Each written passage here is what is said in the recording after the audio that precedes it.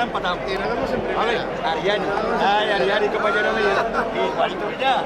Hostia, sí. Son los dos que están de entero, ¿eh? Pero acá bonito es el fútbol así, ¿verdad? Va, hablando con un compañero que es simpático, hablando de nada,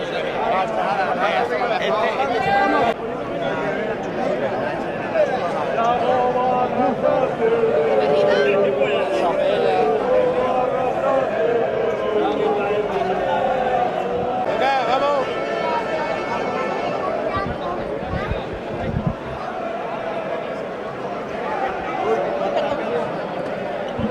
Dejarnos ganar hoy, joder.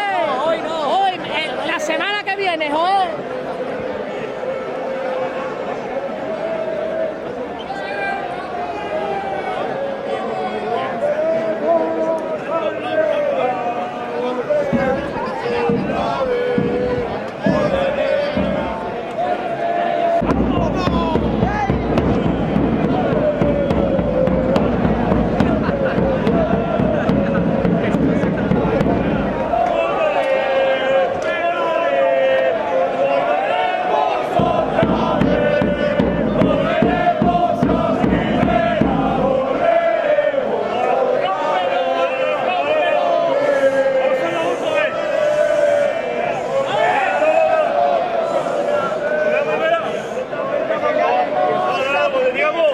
Cuando digamos, volveremos.